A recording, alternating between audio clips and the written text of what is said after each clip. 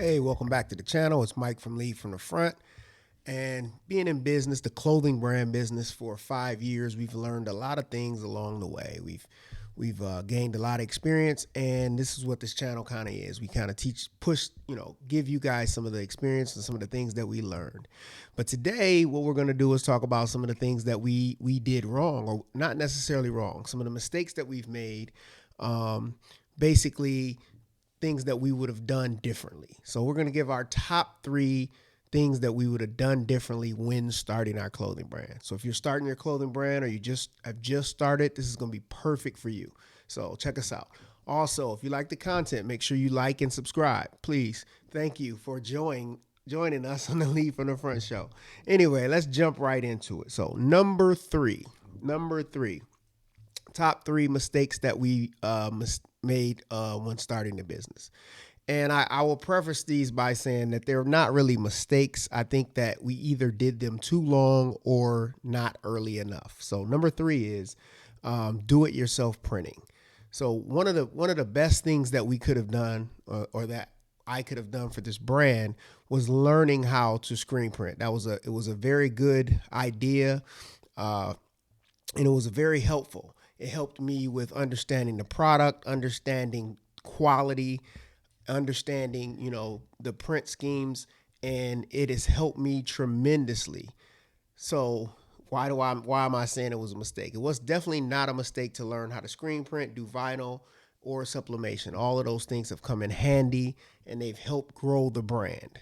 This is one of the things that I would say that we did. We did this too long. We held on to in-house printing, or I held on to in-house printing too long. And why do I say that? I just said all of those great things about how it gave me experience and how it taught me to learn the product, which it did. So now when I, go to manufacturers, I know exactly what I should expect. I know exactly how the quality should feel, how the print should look, different ways to print. I just mentioned vinyl, screen prints, sublimation, direct to garment, direct to film, all of those things I've learned and I've done those things myself. So it's a great experience. The reason why it was a mistake to do it so long is because instead of me being a brand owner, I was being a print shop. So as we started getting more orders, now I'm busy printing. So I'm spending more of my time being a printer than I am being a brand owner.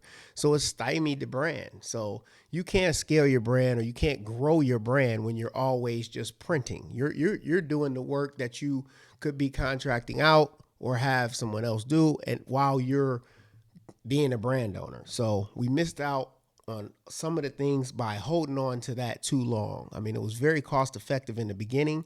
And I would suggest that if you have the opportunity to learn about printing and learn the ways to print, and, early on, it can help you with your costs. So it's not a mistake to do it. It was a mistake for me to do it too long. So it was taken away from me being able to grow or scale the brand. So jumping right into number 2, because I was spending so much time printing, I found myself in the what I like to call the same lane syndrome. So I was basically, when you're printing, you're doing a couple things. You're grabbing blanks, which kind of pigeonholes you a little bit. So you're in the same lane as everyone else. So now the only real difference is what your designs are, or how you placed your designs, or which kind of print you use. Did you use embroidery? But other than that, you're the same. You got the same tee. You got a t-shirt, you got a hoodie, you got a crew, or whatever you have, a coat, but you're pretty much the same. You're using a blank and you're decorating it. So you kind of put yourself in the same lane syndrome. Now, can you still be different? Yes, there's a lot of creative ways to do that, and I think we did pretty well with that. But if you want to expand yourself, you have to do some more cut and sew stuff, which is what we're doing now. And I cannot wait for this year, our spring, summer stuff, and even some of our late winter stuff that we have coming out, completely original stuff that you're not going to see from any other brand. So you want to be able to be different in this culture, because you have to stand out. Whatever your brand is, you have to show that through your clothing. So, in order to do that, you can't stay in that same lane syndrome, which leads us to number one. So that was number two. The number one mistake that I think I made when starting this brand was not doing ads soon enough.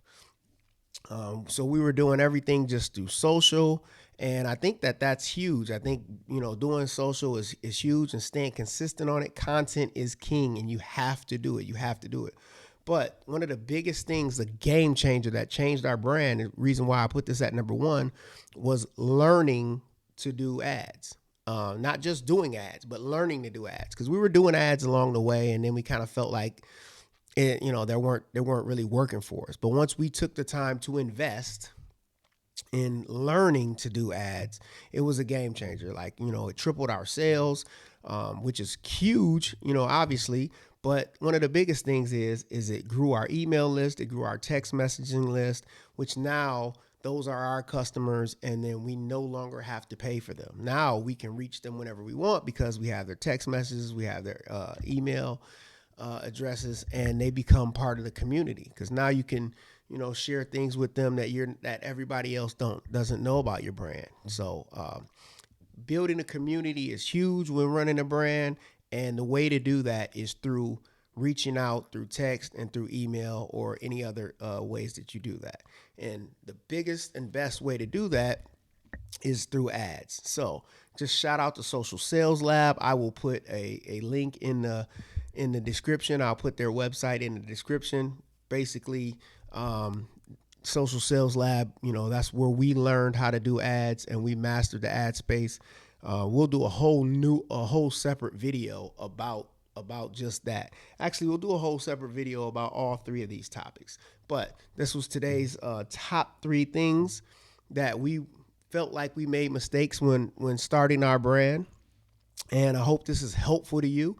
So if it is helpful to you, or if you just like the video, please just like it and subscribe to our channel. We got a lot of dope stuff coming up. We're going to be going back to doing interviews, but we're definitely going to be putting out content more consistently to help you guys with your brand journey by sharing what has helped us in our brand journey. Shout out to Social Sales Lab once again, and why not lead from the front? Peace.